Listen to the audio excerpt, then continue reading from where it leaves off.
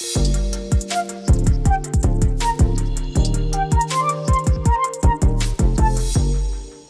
don't know if during the summertime you go through vacation nostalgia. Like for me, vacation would be going to my wife's grandmother's house Oh, wow. in Traverse City, Michigan, in the early part of our marriage, and bringing the younger kids there. It was always a lot of fun going to Grandma and Grandpa's house. Always. We used to always, every year, go to Ohio and visit my mom's parents.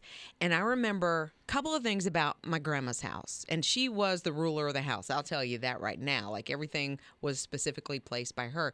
She had a formal living room and a formal dining room. We very rarely were invited or allowed into those two rooms. Oh, my wife's parents have that. Right. You cannot go. The in-laws in their little formal place, there no kids in there. No at kids. all. Not allowed. No, and pristine, gorgeous. Like, I felt like my grandmother must have been like an old Hollywood celebrity just because of the way Maybe. that her formal dining room and living room were decorated. And I just remember always just wanting to sit in there and drink a glass of tea or just anything. So I felt a little special. Now, Scott says that his grandmother didn't have central heat and air. I mean, so how'd they cool the house down?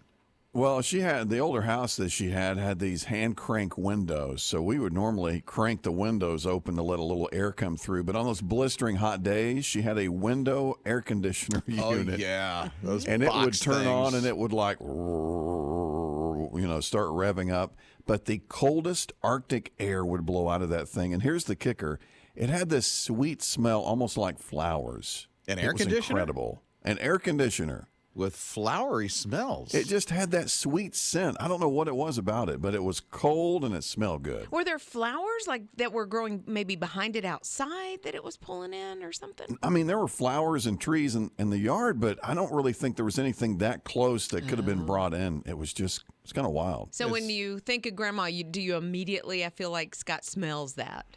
It's crazy in a way, I can still feel and smell that air conditioner. You're listening to Rob and Liz in the morning. His radio. It's Rob and Liz in the morning, his radio, thinking about Grandma's house when you used to visit during summer. Oh, yeah. So my dad's mom, I always remember, this is so weird, she always was cooking beans. Always. Constantly. And like just on the stove, something was always cooking. And so that's the memory. It's Wow. just that smell. Must have been some music afterwards. It was. I can just imagine. Okay, Beth is here at 800-447-7234. Over the winter, we found out that they were going to tear down my great-grandparents' cabin in the woods. And it sounds like a spooky place, but it wasn't for us. I was about 8 when we would vacation there. So we went back before the person who bought the land was going to tear it down. And we went back about 4 times, and we were able to remove all the paperwork and everything that had Pa's information where he went to World War II and all of his brothers and sisters' information. And there were 4 brothers, and they all came back and were from the war. And I have all of that information. And we took the children, and we were able to get 4 generations of pictures at the cabin before they tore it down. And it was just a really, really special place. And it's still there, but it is slated to come down. You're listening to Rob and Liz in the morning. His radio. I know you're praying, and we are too, for that submarine that is just about a half an hour away, at least predicted, for that sub to lose oxygen right now. The one that's lost, the Titan, it was an exhibition on Sunday to go and see the Titanic. That's about 300 miles off the coast of Canada. And then it went missing. And then they heard knocking yesterday as they're searching for it. I was reading that there's about 10 ships that are out in the ocean looking in that area that's the size or double the size of Connecticut to look for this sub. And then they're hearing some knocking. That could be way down. It could be the sub. They don't know because it was like minutes apart and then hours apart, and then they're not hearing it anymore. But now they're saying that by 8 o'clock or soon after, the air will run out. Yeah. I'm thinking about that dad and his teenager that's on board. There's a 19-year-old that's on board with life that could be full and ahead of him. And I'm just so praying that this would be a movie-esque rescue and everybody's going to be okay. Absolutely. You know, you can put anything in a sentence and then put but God. So I am so hoping that this is the outcome and there is a TV movie or a theatrical movie that comes out about this miraculous rescue. Things don't look good right now. I will say, I'm going to step out there a little bit, and I have seen on social media where a lot of jokes are going around, and it breaks my heart. Yeah. Really breaks my heart because this is human life, and I know I myself, I have made decisions that could end up, with tragic ends. It's still human life. Yeah. And it stings, doesn't it? And I think we're losing perspective and focus that there are 5 human beings and 5 families that are watching and watching the minutes, watching the clock and thinking there's 17 minutes left possibly of air and what they're going through right now. And let's not lose perspective. And I'm talking to me. Mm-hmm. Let's not lose perspective on that for a like or a laugh. Right? Yeah. One thing I know that we are doing is a lot of prayer right at the moment for all of those souls, those 5 souls, that 19-year-old and his dad and the other passengers that are there just praying so hard along with everybody else. And as the clock is ticking on that oxygen, I'm really hopeful that something good is going to happen, just like you. So let's continue to pray throughout the day. You're listening to Rob and Lizz in the morning. His radio. It's Rob and Lizz in the morning, his radio. Ireland is giving away homes, grants for homes up to about $92,000. You got to move there. You got to move right? there. You got to move there. It's not a summer home. No. Is it open to Americans? Yeah, kind of in a way. So What do you mean? they're doing is they're trying to get some more people back on some remote islands around Ireland. There's like 30 little islands. There are no bridges that connect the mainland to these islands. So you need a boat. Yep. Sometimes it's completely cut off when the tide comes up. So Very nice. Right. So they really want people to revitalize these islands. So Americans, if we apply for a work visa, we can move there and apply for one of these grants. Or if we start a business on one of these islands, we can then also apply for one of these grants. Are you doing this with someone? No, I'm saying if we in America, if we want to, I think Ninja's all into it. If we in America. But yeah, so it's $92,000 towards a home, and they're saying that you could probably buy a decent home on one of these islands for this price. So you're, in essence, getting a free home.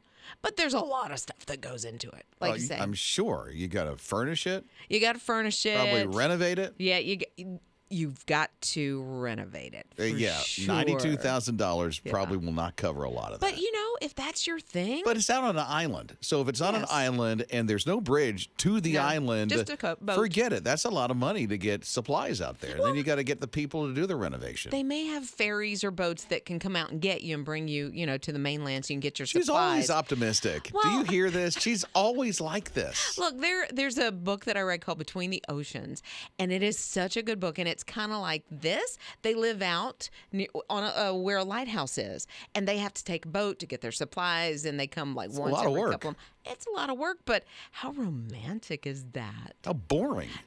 Boring? Yeah. Like, okay, listen. no If cell this is where service? you It's live, awesome. track with me. Okay. If this is where you live constantly, Yeah. out on an island, all by yourself, you're going to get bored. No, there's other people.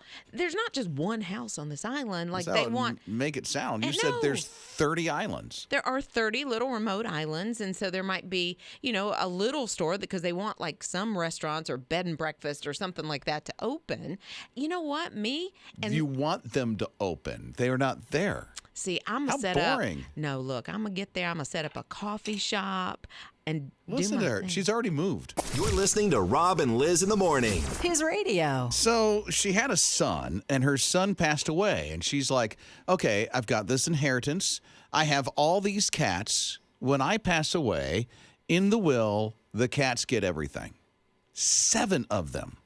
Wow. 7 cats. They had to yes, split for everything. right? They had to split of them. So I mean, she's got a lot of stuff, and she just passed away. 84 years old, had a long, beautiful life, and she loved her cats, and so she wanted to make sure that until the last cat passed away, the home doesn't sell.